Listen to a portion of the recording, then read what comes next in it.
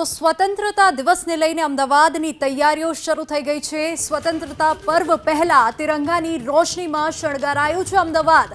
શહેરમાં આવેલી સરકારી મિલકતો પર તિરંગાની લાઇટોથી શણગાર કરવામાં આવ્યું છે।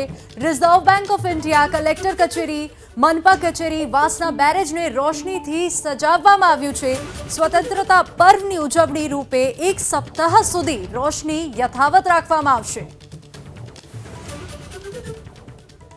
તો 78માં સ્વતંત્રતા દિવસના ભાગ રૂપે આખા અમદાવાદને ટ્રાય કલરની લાઇટોથી શણગારવામાં આવ્યું છે। દ્રશ્યો આપ સ્ક્રીન પર જોઈ શકો છો।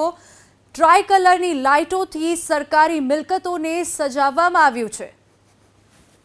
સ્વતંત્રતા દિવસની ઉજવણી પૂર્વે અમદાવાદ શહેરમાં તિરંગા યાત્રા યોજાવાની છે અને તેની પહેલાં અમદાવાદ શહેરમાં આવેલી તમામ સરકારી ઇમારતો, તમામ સરકારી પ્રોજેક્ટ કે જ્યાં આગળ તિરંગાના કલરની રોશની કરવામાં આવી છે, શહેરમાં આવેલા બ્રિજ, તેની સાથે અલગ અલગ સરકારી ઇમારતો અને વાસણા બેરેજના દ્રશ્યો છે જ્યાં આગળ તિરંગાના 3 કલરની લાઇટો સાથે સુશોભન અહીંયા આગળ કરવામાં આવ્યું છે।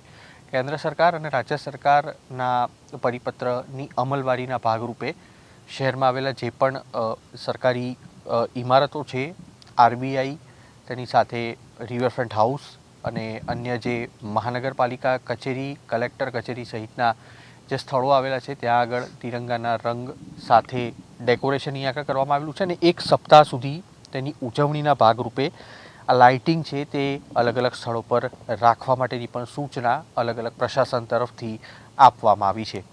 કેમેરામેન રાજ ભાવસાર સાથે ઉષાંક સોની, એબીપી અસ્મિતા, અમદાવાદ।